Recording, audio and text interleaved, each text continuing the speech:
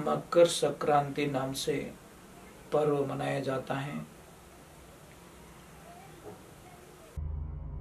सोनू महाराज जी के भजन व प्रवचन सुनने के लिए चैनल को सब्सक्राइब करें, बेल आइकन को जरूर दबाएं, शेयर करें, कमेंट करें, लाइक तो जरूर करें।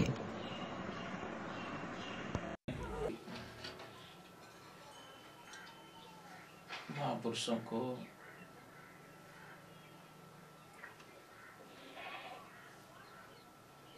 सभी को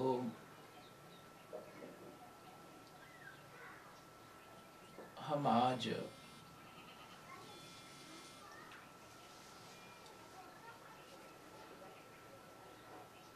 पवित्र अमावस्या के उपलक्ष्य में और मकर संक्रांति के पर्व के उपलक्ष्य में हम आज आपको प्रार्थना करने और निवेदन करने की हमारी प्रार्थना स्वीकार करें। और मैं भगवान से प्रार्थना करता हूँ कि आप सब अच्छे होंगे, स्वस्थ होंगे, आपका पूरे परिवार खुशियों के माध्यम से प्रभु की कृपा से, गौ माता की कृपा से आनंदमय होंगे।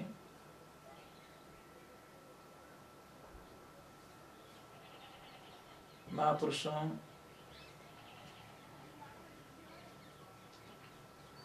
कल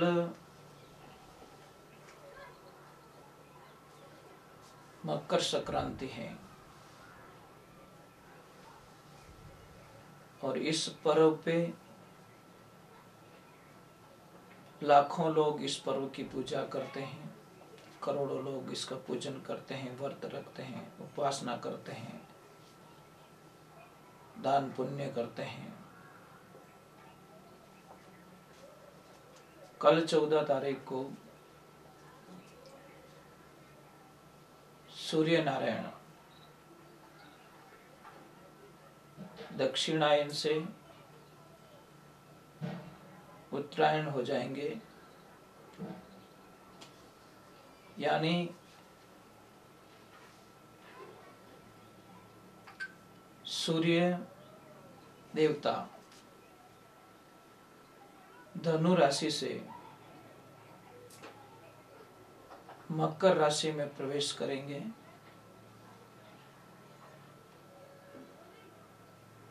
इसी प्रवेश को मकर संक्रांति नाम से पर्व मनाया जाता है।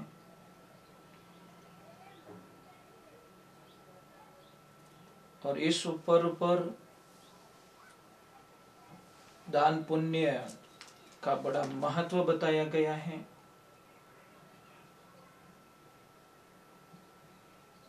इस पर्व पर सूर्य देवता और शनि देवता का पूजन बड़ा महत्व बताया गया है।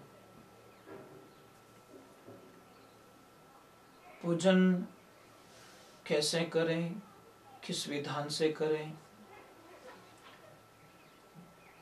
संसार के अंदर कोई भी पूजन हो, कोई भी उपवास हो, कोई भी दान पुण्य हो, आस्था और विश्वास पे काम करता है। जैसे हम कोई भी बीज धरती में बोते हैं, मातृभूमि में, धरती में उसको बोते हैं, तो हम बार बार उस बीज को निकाल के चेक नहीं करते कि ये बीज अंकुरित हुआ कि नहीं हुआ, हुआ कि नहीं हुआ। अगर हम लोगों ने उस बीज को बार बार निकाल दिया, बार बार मिट्टी हटा दी, विश्वास नहीं है ये उगेगा कि नहीं उगेगा, बाहर निकलेगा कि नहीं निकलेगा, पौधा होगा कि नहीं होगा, तो शायद मुझे नहीं लगता कि वहां पौधा निकल सकता है। और उस पौधे का फल हमको मिल सकता है। ये जो भी साधनाएं होती है, ये आस्था और विश्वास का एक प्रण होता है लोगों को। उसके नियम से अगर कोई भी विश्वास करे तो शायद इसमें कोई अच्छा रिजल्ट मिल सकता है।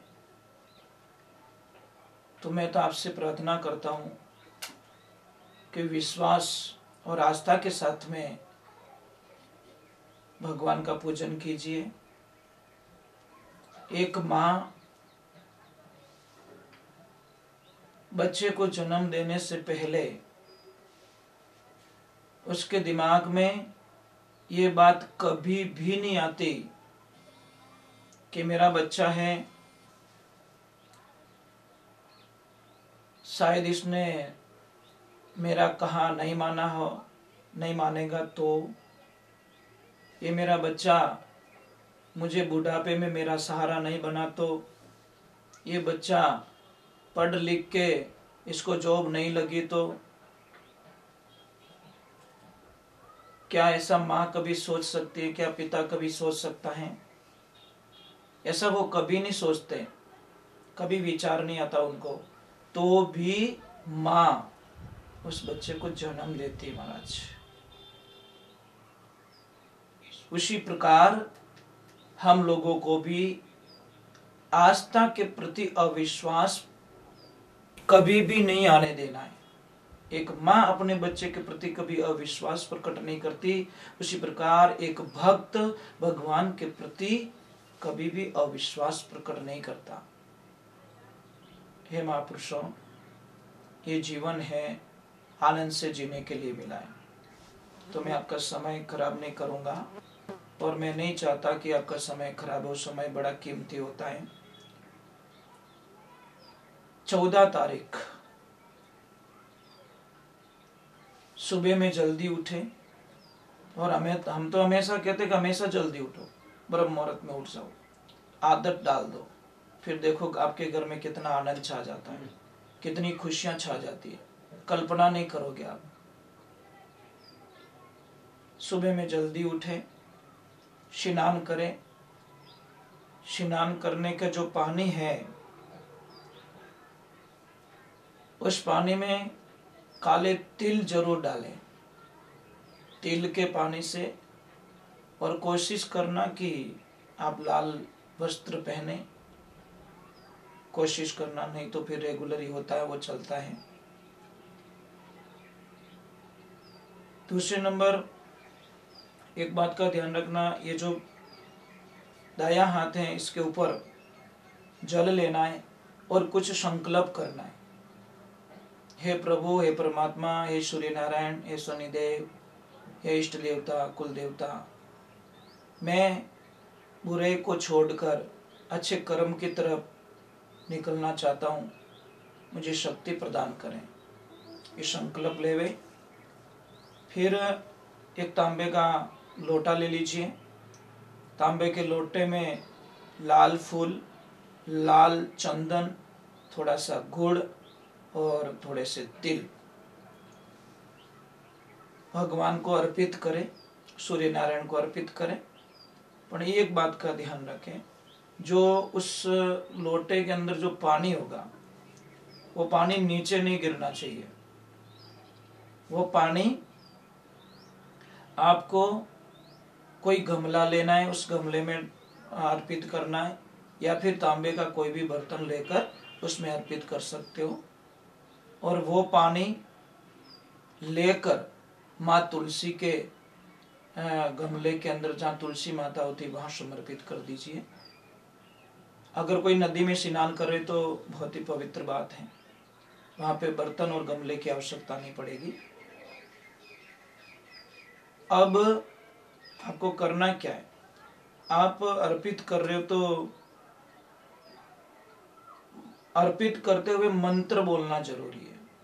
आप गायत्री मंत्र भी बोल सकते हो, पर विशेषकर सूर्य नारायण का, भगवान का मंत्र इस प्रकार है। ओम ग्रहणी सूर्य आदित्याय नमः। ओम ह्राम ह्रीम सह सूर्याय नमः, इस मंत्र को बोलकर आप जप तप कीजिए, परिक्रमा कीजिए उस पानी के आसपास में। दान में तिल का दान उत्तम बताया है, उड़द की दाल उत्तम बताई है, चावल, गुड़, सब्जी, गौ माता को गुड़ देना, गौ माता को चारा देना, गौ माता के लिए लापसी बनाना, ये अति उत्तम दान पुण्य है। कोई गरीब को दान करना, कोई भी गरीब आपके द्वार पे आए तो उसको खाली मत भेजना। कभी कभी हम लोग गुस्से में उसको भेज देते हैं तो थोड़ा तिरस्कार हो जाता। आदमी 3 कारण ही आपके पास में आएगा भाव से। एक तो आपके भाव अच्छे होंगे, प्रेम होगा, तो कोई भी आदमी पास में होकर निकलेगा तो 1-2 मिनट के लिए विचार करेगा कि चलो ना, मैं 2 मिनट इधर आया हूँ, इस गांव में आया हूँ, तो उन भाई से मिल के निकलूँ या बहन से मिल के निकलूँ, क्योंकि आपके भाव अच्छे हैं, आदर है, मेहमान के प्रति आप आदर रखते हो, भाव रखते हो। कई लोगों की आदत होती है निकलते हुए बुला देते, चलो चाय पीने, पी के जाओ। ऐसे आदर होना चाहिए, ऐसे भाव होना चाहिए। तो प्रथम चीज है, या तो आदमी आपके पास में भाव से आएगा या फिर अभाव से, या फिर उसके कोई न कोई कमी है। अभाव मतलब कमी है, उसको विश्वास है कि आपके पास जाऊंगा तो वो कमी पूरी हो सकती है। कई लोग बड़ी आशा करके किसी के पास पैसे मांगने के लिए जाते हैं, और सामने वाले भी बहुत अच्छे होते हैं, जितनी होती उतनी उसकी मदद कर लेते हैं और उसका काम निकाल देते हैं। कई बार हमने देखा है कि एक आदमी पैसे मांगने के लिए आता है, फिर दूसरी बार आता है, फिर अगले को थोड़ा अविश्वास हो जाता है कि अगले पैसे भी मुझे दिए नहीं है। परंतु महाराज, हो सकता है तीसरी बार सच में उसको मुसीबत थी, हॉस्पिटल में कोई भर्ती था या कोई प्रॉब्लम में आ गया, तो उस वक्त में अगर हमने मना कर दिया तो हमारा किया सारा पुण्य नष्ट हो जाता है। क्योंकि 2 बार ऑलरेडी हम उसको सहायता कर चुके, तीसरी बार अविश्वास होने के कारण पहले के पैसे नहीं लौटाए, और फिर हमने थोड़ा उसको मना कर दिया कि नहीं, मैं तुझे नहीं दूंगा। हो सकता है तो थोड़ी जानकारी लेकर आपको पूरा विश्वास हो जाए तो उसकी सहायता जरूर कीजिए। हो सकता है 100, 500, 1000, 5000 उसकी जान, किसी की जान बच सकती है। कभी कभी 100 रुपये भी बहुत बड़े काम कर लेते हैं। इसीलिए भाव, अभाव, और तीसरे नंबर कोई आदमी आता है प्रभाव से। हो सकता है प्रभाव का मतलब होता है कि आपके पास जाऊंगा, उनके पास जाऊंगा, और प्रभाव के कारण उसका काम हो जाएगा, नाम मात्र से काम हो जाता है। जैसे मैं कई बार आपको बता चुका हूं कि कोई गरीब किसान था, और गरीब किसान ने अपनी जमीन बेची थी, और जमीन बेचने के बाद में वो गरीब किसान ने सोचा कि मेरे पास में ये पैसे को कहाँ रखूंगा, क्या इतने साल तक कहाँ रखूंगा।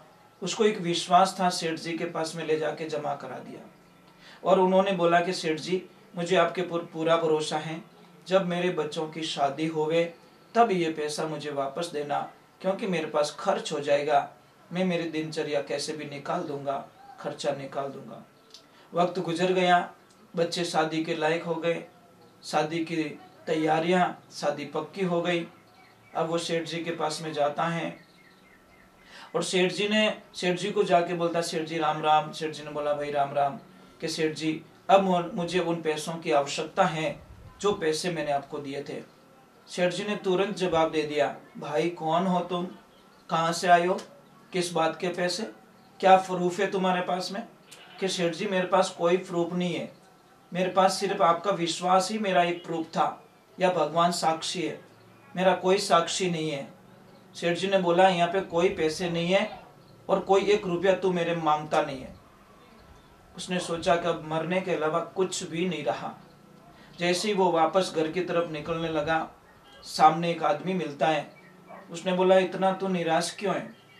तो उस आदमी ने बोला, क्या करूं, मैंने आज से 20 साल पहले सेठ जी को पैसे दिए थे, और सेठ जी ने आज मना कर दिया कि कोई पैसा नहीं दिया तूने, कोई साक्षी नहीं है, कोई वैसा नहीं है।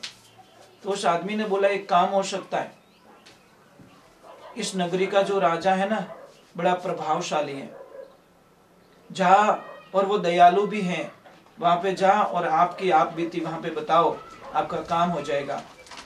तो जैसे ही वो राजा के पास में जाता है और राजा को जाके बोलता है राजन ऐसी बात हो गई है। राजन ने बोला कोई बात नहीं, आप चिंता मत करो, आपका काम हो जाएगा। उसको बड़ी खुशी मिली। आपको करना कुछ नहीं है, आप कल एक उस दुकान पे जाके खड़े रह जाना, बोलना कुछ नहीं, सेठ से पैसे भी नहीं मांगना है और कुछ भी नहीं करना है। तो आपको एक बात अवश्य ध्यान रखनी है, जहां पे खड़े रहोगे वहां पे उसी रास्ते मेरी यात्रा निकलेगी, उसी रास्ते मेरी यात्रा निकलेगी। और उसी रास्ते यात्रा निकलने के कारण मेरा रथ जैसे ही वहां पे आएगा, मैं आपको तुरंत ही आवाज दूंगा कि भाई तुम तो मेरे बालपने के मित्र हो, तुम वहां क्यों खड़े हो, आओ मेरे रथ में बैठो। कुछ नहीं करना, आपको आके मेरे रथ में बैठना है, बोलना भी कुछ नहीं है और रथ आगे रवाना हो जाएगा। जैसे ही गए, राजन ने वही आवाज दी, अरे रोको भाई, रथ रोको, मेरा बालपने का सखा है, मेरा मित्र है, वो वहां खड़ा है, अरे भाई आजा तू आजा। जैसे आया राजन के पास में बैठाया और बैठा के राजन आगे की तरफ चल दिए। ये दृश्य सारा सेठ जी देख रहे थे। सेठ जी ने सोचा कि इस आदमी की बहुत बड़ी पहचान है, राजा से पहचान है, और ये बात अगर राजा को बता ली तो मेरा तो पूरा भंडा फोड़ हो जाएगा। तो जैसे वो आदमी घर नहीं पहुंचा, उससे पहले तो सेठ जी ने सारे पैसे ब्याज के सहित ले जाकर उसके घर पे दे दिया और उसको घर वालों को बोला कि भाई उसको बोल देना कि सारे पैसे मैंने दे दिए, पर ये बात राजन को ना बताए। तो ये हुई प्रभाव की बात। अभाव, प्रभाव और भाव, ये 3 पॉइंट होते हैं। इसलिए कोई भी आए तो उसका अनादर ना करे, होए उतना सत्कार करे, क्योंकि आज उसके दिन बुरे हैं, हो सकता है कल वो बहुत बड़ा आदमी बन जाए और हमारी कोई बुरी स्थिति बन जाए तो वो चीज उसको हम याद दिला सकते हैं, वो याद रखेगा। बुरे वक्त में कोई काम आता नहीं, इंसान कभी भूलता नहीं है, ठीक है, बीच बीच में वो भूल जाता, कभी ऐसी बात नहीं होती। तो हम कहते हैं कि प्रभु आप अच्छे रहोगे और कोशिश कीजिए कि विष्णु सहस्त्र नाम और नारायण कवच का आप पाठ करना। दान पुण्य में भाव होना चाहिए, ये मैंने आपको बता दिया है। और भगवान को ये जरूर बोलना कि मैं दान कर रहा हूँ, मुझे इस लायक आपने बनाया, इस लायक आपने मुझे जो बनाया है, ये मेरा अहोभाग्य कि मैं दान पुण्य कर सक रहा हूँ। इस लायक भी महाराज बहुत लोग होते हैं ना जो दान पुण्य करते नहीं, उनका अहोभाग्य होता है। और एक ध्यान रखें, तिल और खिचड़ी भोग जरूर लगाएं। दान से शनिदेव बहुत प्रसन्न होंगे। शनिदेव का ध्यान जरूर करना। पीपल के पेड़ के नीचे एक दीपक जरूर जलाना जो तिल का तेल का होना चाहिए। और आपके घर के मेन गेट के बाहर भी एक दीपक जरूर जलाना जो मेन गेट के बाहर। और असर रहेगा इस संक्रांति का सफेद चीजों पे थोड़ा तेजी का प्रभाव है, जैसे चांदी हो गई, तिल हो गए, कपास हो गया, चावल हो गया, दूध, शक्कर, इन चीजों के ऊपर थोड़ा प्रभाव, थोड़ा असर ज्यादा होगा। थोड़ा बता रहे हैं कि थोड़ा इनकी रेट, हाई रेट बनेगी, थोड़ा भाव इनके बढ़ सकते हैं। एक और उपाय आपको करना है, सुबह में वासी मुंह शहद अपनी जीभ पे लगाना, चखना है। आपको पता है शहद हजारों फूलों के रस से बना होता है, जिसमें हजारों देवी देवताओं का आशीर्वाद रहता है, हजारों फूल, और फूल के रस में से शहद बनता है। वो जानकारी हम लोगों को नहीं होती, वो सिर्फ मधुमक्खी ही जानती है, और मधुमक्खी ही उसका राज जानती है, वो शहद बनाती हैं। तो शहद का, और छोटा जो जन्मजात बच्चा होता है, जैसे किसी बच्चे का जन्म हुआ तो कहते हैं कि शहद से सोने की सलाई लेके उसके जीभ पर ओम नाम लिखा जाए तो बच्चा बड़ा मधुर वाणी होता है, मधुर भाषी होता है, अच्छा संस्कारी होता है और दान पुण्य करने वाला होता है, बड़ा दयावान होता है। और शहद में नींबू का रस और शहद थोड़ा से गर्म पानी में मिलाकर अगर उसको लिया जाए तो आपकी जो स्क्रीन होती है वो बहुत अच्छी होती है। और शहद में शाम के टाइम में दूध मिला के अगर पिया जाए तो जो पतले होते हैं उनकी हेल्थ अच्छी बनती है, मतलब शरीर बनता है। अपना होना चाहिए विश्वास, गाय माता का दूध होना चाहिए। और एक काम जरूर करना, 5 दाने चावल के सबूत दाने चाहिए और 12 दाने काले तिल के, 12 दाने सफेद तिल के और थोड़ा सा गुड़। इन सारी चीजों को लेकर डायरेक्ट मुंह में डालना है और उसको निगलना है, चबाना नहीं है, सबूत निगलना है। इससे बहुत बड़ा प्रभाव रहता है, बहुत अच्छे शुभ संकेत होते हैं। और कल जो मुहूर्त है संक्रांति का वो है सुबह में 8:30 से 12:30 तक और दोपहर 2:38 तक इसका शुभ मुहूर्त है। ऐसे पूरा दिन चलेगा, दान पुण्य करते रहिए। और मैं भगवान से प्रार्थना करूंगा कि ये मकर संक्रांति पूरे संसार के लिए सर्वधर्म सर्व जाति बंधु और सभी के लिए, अमीर गरीब छोटे बड़े, माताएं बहनें बच्चे नवयुवक मंडल, सबके लिए अच्छा निकले। व्यापारियों के लिए व्यापार अच्छा बने, कोई जॉब करने के लिए तैयारी करे तो उनकी जॉब लग जाए, और कोई बीमार है तो वो स्वस्थ हो जाए। किसी को बच्चे नहीं तो भगवान से प्रार्थना करता हूँ कि उनको संतान सुख मिले और आपका व्यापार अच्छा चले और आपके घर में अपार खुशियाँ आए। मैं यही भगवान से प्रार्थना करूँगा। और सुबह में साधना होगी तो मैं सर्व कल्याण की साधना करता हूँ हमेशा।